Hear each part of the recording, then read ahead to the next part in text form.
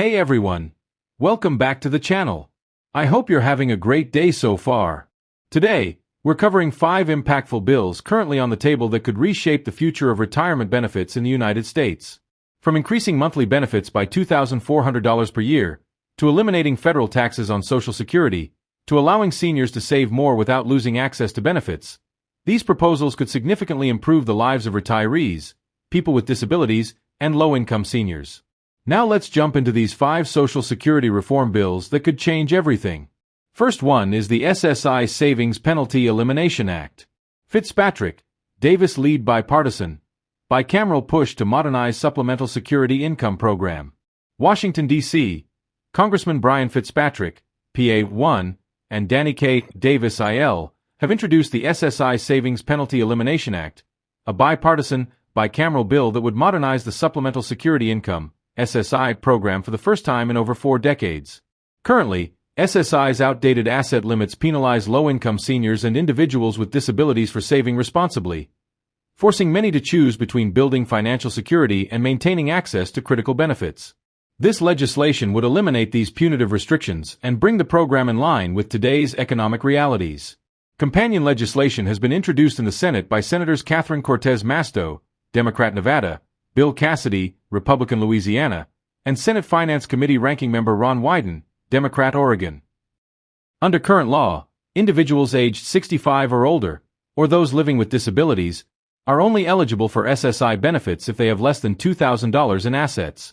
For married couples, the limit is a combined $3,000, effectively penalizing those who marry or attempt to save responsibly. These thresholds have not been adjusted since 1984.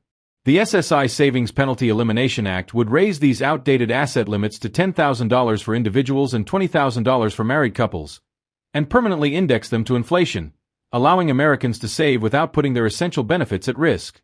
The second bill is the Senior Citizens Tax Elimination Act. Representative Thomas Massie reintroduces bill to eliminate Social Security double tax. Washington, D.C. Representative Thomas Massie, Republican Kentucky, announces reintroduction of the Senior Citizens Tax Elimination Act, H.R. 1040. This bill assists middle-class seniors by eliminating the unjust double tax on Social Security benefits. As the Congressional Research Service reports, before 1984, Social Security benefits were exempt from the federal income tax. Congress then enacted legislation to tax a portion of those benefits, with the share gradually increasing as a person's income rose above a specified income threshold. Although seniors have already paid tax on their Social Security contributions via the payroll tax, they are still required to list these benefits as taxable income on their tax returns, said Representative Massie. This is simply a way for Congress to obtain more revenue for the federal government at the expense of seniors who have already paid into Social Security. My bill would exempt Social Security retirement benefits from taxation and boost the retirement income of millions of older Americans. Representative Daniel Webster, Republican Florida, a co-sponsor of the legislation, said, "For decades, seniors have paid into Social Security with their tax dollars. Now, when many seniors are on a fixed income and struggling financially, they are being double taxed because of income taxes on their Social Security benefits. This is wrong, and I'm pleased to once again co-sponsor this legislation to repeal this tax." Now the third bill is the Social Security Expansion Act. Status: Democrat-led, leads Senator Bernie Sanders, Independent Vermont, Senator Elizabeth Warren, Democrat Massachusetts. This is one of the most ambitious Social Security proposals on the table. If passed, it would increase Social Security benefits by $2,400 per year, ensure funding for the next 75 years, apply the payroll tax to income above $250,000, use the CPIE, Consumer Price Index for the elderly, for cost of living adjustments. Here's how it works. Currently, only income up to around $180,000 is subject to the Social Security payroll tax. This bill would keep the income between $180,000 and $250,000 tax-free, but resume taxing income above $250,000. In other words, high-income earners would once again contribute their fair share. This added revenue would help cover the $2,400 annual increase, while also keeping the program solvent. It's bold, progressive, and controversial, but it's definitely on the radar and has a dedicated group of supporters in Congress. Now here is fourth one, the Social Security 2100 Act. For 87 years, the federal government has kept the promise to all Americans. If they contribute to Social Security with each and every paycheck, they would be able to retire with dignity. President Biden has called this promise a sacred trust. It is Congress's responsibility to keep that promise and to safeguard Social Security for all Americans. Congress must also ensure the benefits keep up with Americans' expenses.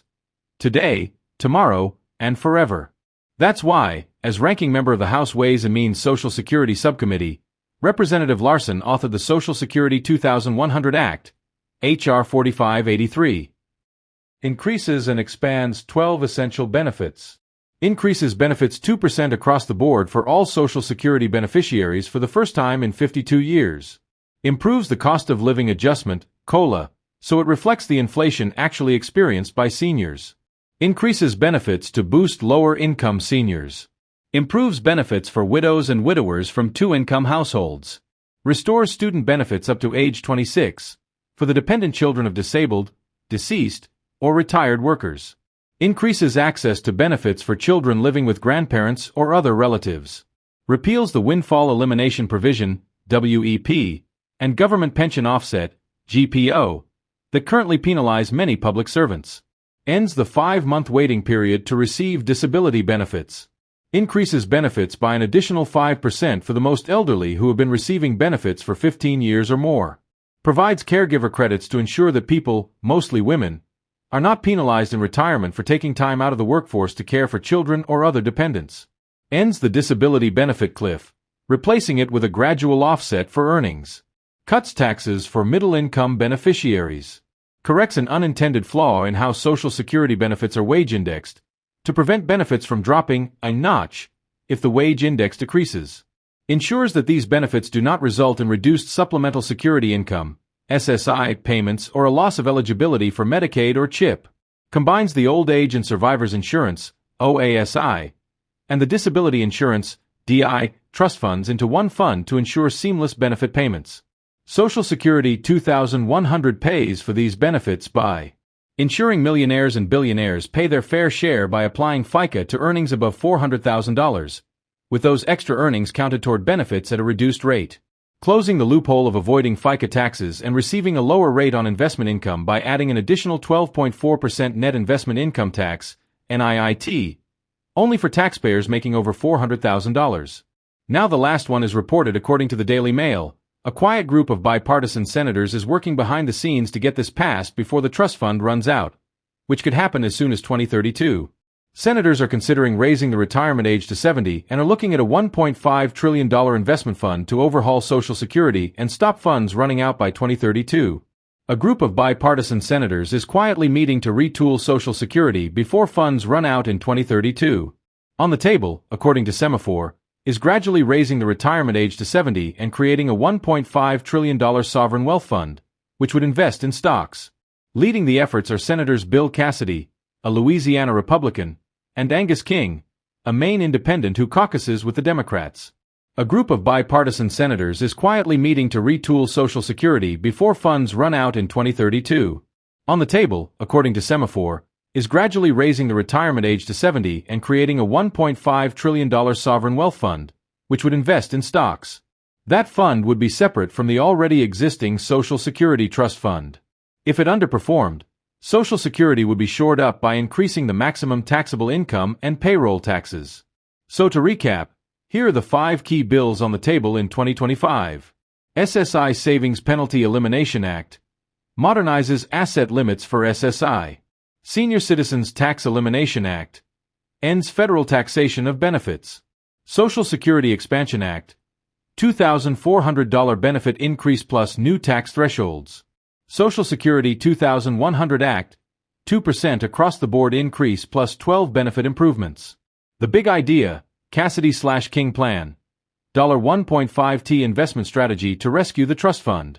Each of these bills has different support levels, funding mechanisms, and implications for the future. But what they all share is one thing: urgency. With Social Security's trust fund expected to run out of money within the next decade, lawmakers must act soon. The longer Congress waits, the more painful the solutions will become. If you found this information helpful, make sure to like this video, subscribe, and click the bell for future updates on these bills. Also, comment below. Until next time, take care, stay informed, and I'll see you in the next video.